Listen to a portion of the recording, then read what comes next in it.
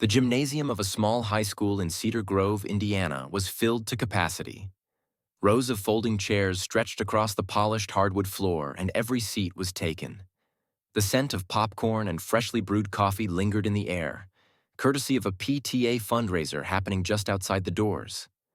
Families, farmers, retirees, and students packed the space, their conversations blending into a steady hum as they waited for the evening's speaker.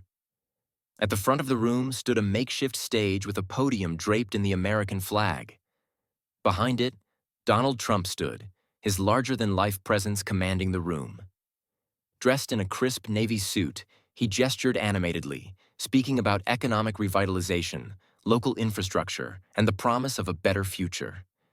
The crowd clapped and cheered at all the right moments, their enthusiasm palpable, though tempered by the seriousness of the topics discussed. Among the attendees was an unlikely figure.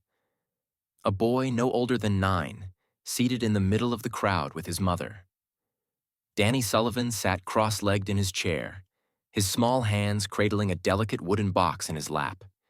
His sandy hair fell into his eyes as he fiddled with the brass latch, his attention divided between the box and the man on stage. Danny's mother, a nurse who had just finished a 12-hour shift, rested her hand on his shoulder. She had been hesitant to bring him, but Danny had insisted. Before we see how this brave young boy's question changes everything, make sure to like this video and subscribe to the channel for more inspiring stories like this one. For weeks, Danny had been asking questions she couldn't answer. Questions about life, fairness, and loss. Questions no 9-year-old should have to ponder. It had been 6 months since his father, a firefighter, had died while rescuing a family from a burning building. Ever since, Danny had been carrying the small wooden box wherever he went. Inside was his father's service medal, a simple token of a hero's life cut short. His father had told him once that the medal wasn't just a symbol of bravery, but a reminder to always do what's right, even when it's hard. "Do you think Mr. Trump knows the answer, Mom?" Danny had asked that morning. "The answer to what, sweetheart?" she replied, already knowing what he meant. "To why good people have to leave," Danny said softly, his gaze fixed on the box. Now, as Trump continued speaking, Danny clutched the box tighter. His mother glanced at him, noticing the way his lips moved silently, rehearsing the question he'd been carrying in his heart. She wasn't sure he'd go through with it. After all, he was just a little boy in a crowd of adults. But then, the moment came. The floor opened for questions. Hands shot up across the room, and Trump began taking questions from local business owners, teachers, and farmers. Most inquiries were practical, about jobs, healthcare, and taxes. Danny hesitated, his small frame shrinking into his seat. But then, his mother leaned down and whispered, "If you want to ask, now's your chance." Danny stood, his knees wobbling beneath him. The box in his hands felt heavier than ever. The woman seated next to him noticed and tapped the arm of the man beside her. Soon, whispers rippled through the crowd as people noticed the young boy making his way to the microphone. Trump, mid-answer to a question about tariffs, paused when he noticed Danny approach the microphone. His expression softened slightly, his usual bravado giving way to curiosity. "And who do we have here?" Trump asked, leaning forward on the podium. "What's your name, young man?" "Danny," the boy said, his voice barely audible. "Well, Danny, it's nice to meet you. What's on your mind?" Trump's tone was unusually gentle, his gaze fixed on the boy. Danny hesitated, clutching the box tighter. Then he took a deep breath and said, "Why do good people have to leave us, even when they're doing good things?" The room fell silent. The crowd, which had been restless with murmurs and side conversations, seemed to freeze. All eyes were on Danny. Even the distant hum of the gymnasium's fluorescent lights seemed to fade.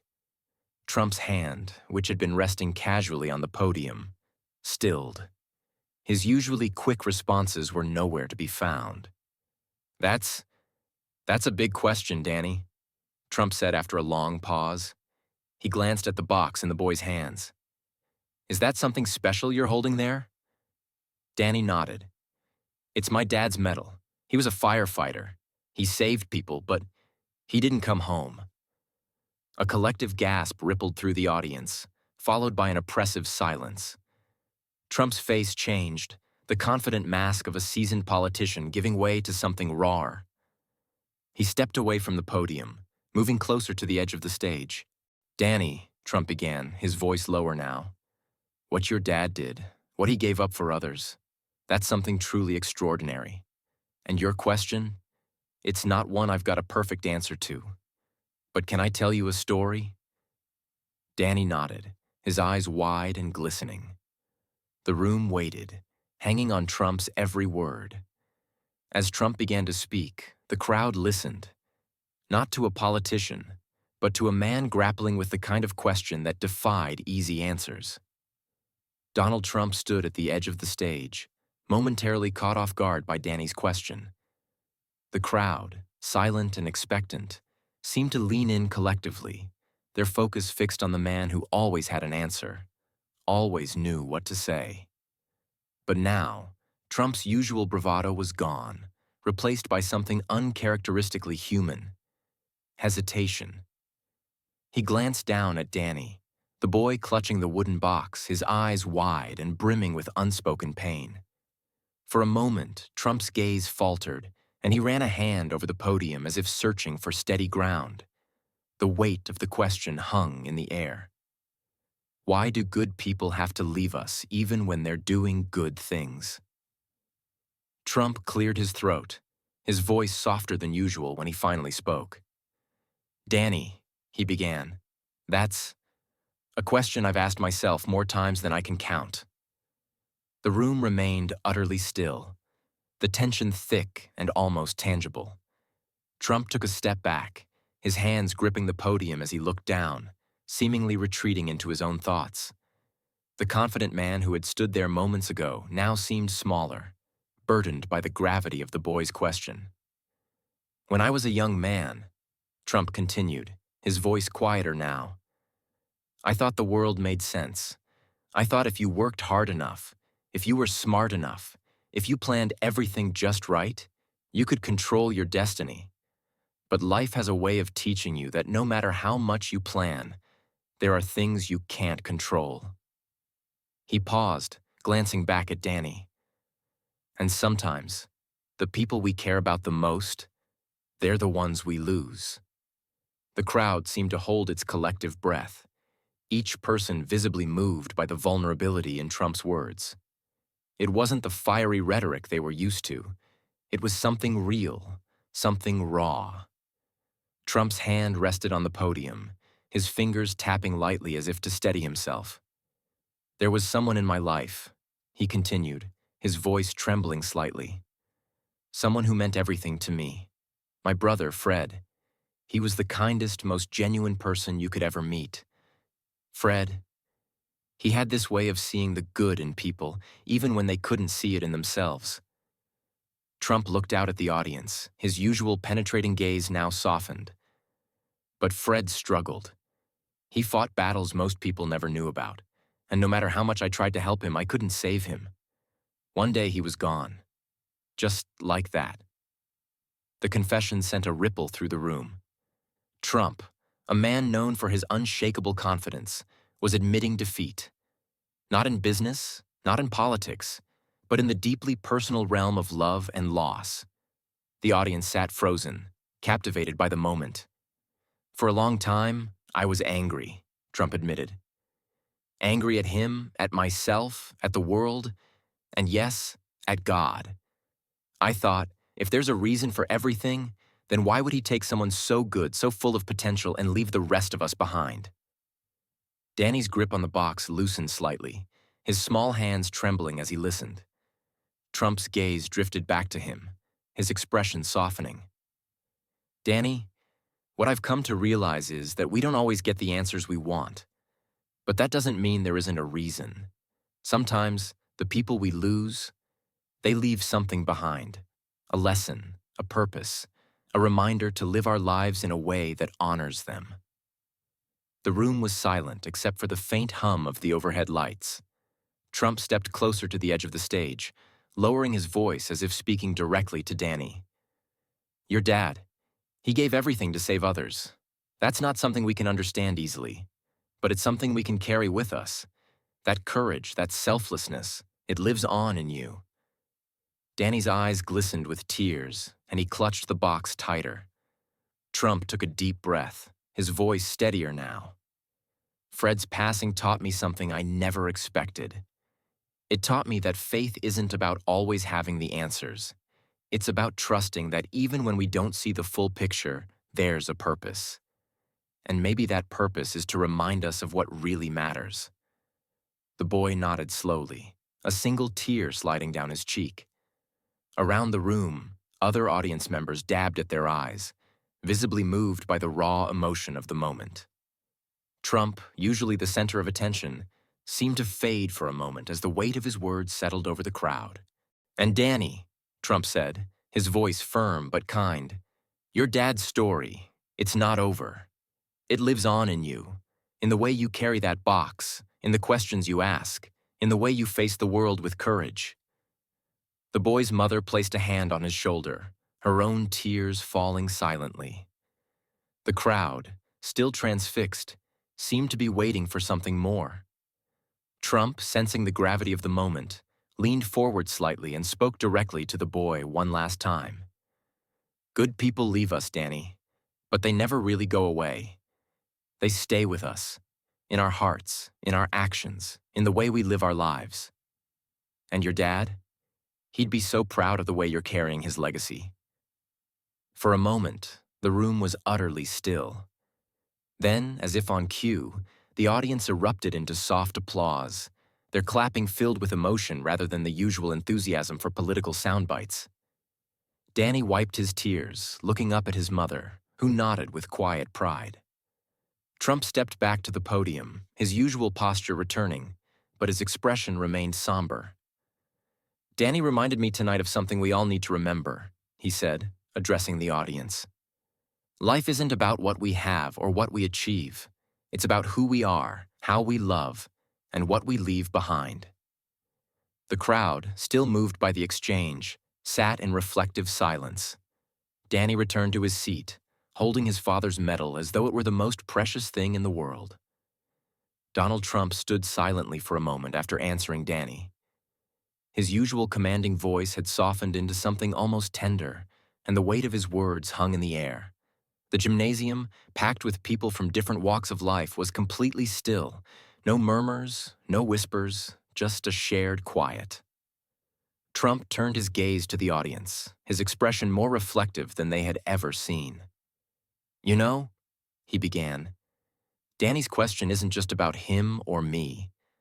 It's a question for all of us. We've all lost someone we loved, someone we depended on, someone who made our lives brighter. And we all ask ourselves why. Why do good people leave us? He paused, letting the silence amplify his words. But what I've learned, and what Danny reminded me of tonight, is that the people we lose leave something behind. Not just memories, but lessons. They remind us of what really matters. And I think, as a nation, we've forgotten that. A murmur rippled through the crowd. Not the restless kind, but the thoughtful kind, as people exchanged glances, their expressions softening. Trump's tone grew stronger, filled with a rare humility. We've spent so much time arguing about politics, about who's right and who's wrong. But what do any of those arguments mean if we don't take care of each other? If we don't honor the people who showed us how to love, how to give, how to be better? Danny, still clutching his father's medal, watched intently, his young face alight with a mixture of hope and understanding. Trump gestured toward him, his voice steady but filled with emotion.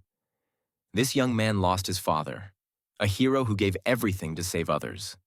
That's not just courage, that's love. And love is what binds us, no matter what divides us. The gym erupted in soft applause, but Trump raised his hand gently to quiet them.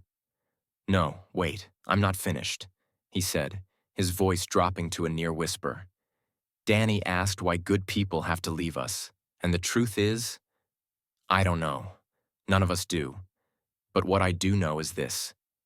They leave us better than they found us. They leave us their example, their strength, their love. And it's up to us to carry that forward.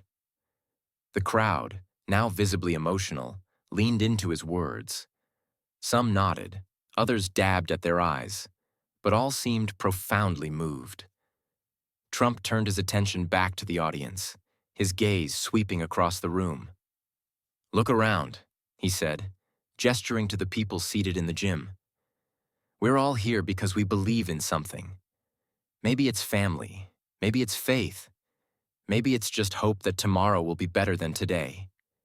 And that's enough. That's what makes us stronger. Not our differences, but what we share."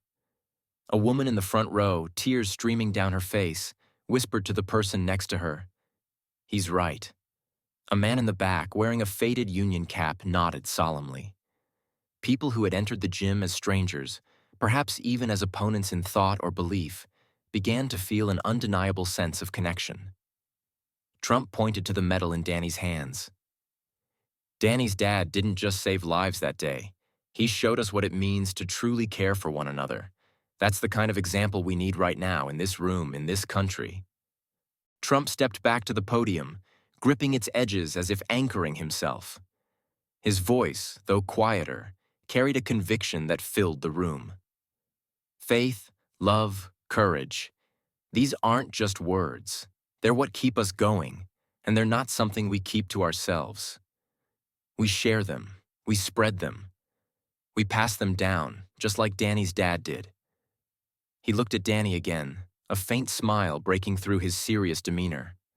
"Danny, your dad's medal is a reminder of who he was and what he stood for. And you, by carrying it, are reminding all of us what we need to stand for." Danny nodded, his grip on the box firm, his young face filled with determination. Trump turned back to the crowd. "So tonight, I want to ask all of you, what are you carrying forward? What lessons, what love, what courage will you pass on to the people around you?" The room erupted into applause. Not the polite kind reserved for a speaker, but the genuine kind that comes from hearts deeply moved. People stood, clapping and cheering, some with tears in their eyes. The sound filled the gym, echoing off the high walls and vibrating through the floor. As the applause subsided, Trump leaned into the microphone one final time. "Danny reminded me tonight of something we all need to remember. Life isn't about what we achieve or how much we win. It's about who we lift up, who we love, and what we leave behind." The audience stood as one, their applause blending with cheers and shouts of affirmation. Trump stepped away from the podium and walked toward Danny. Kneeling down, he extended his hand. "Thank you, Danny," he said, his voice low but sincere. "You've got a lot of courage, and your dad would be so proud." Danny shook Trump's hand, his small fingers gripping tightly. "Thank you, Mr. Trump," he said, his voice steady now, "for answering."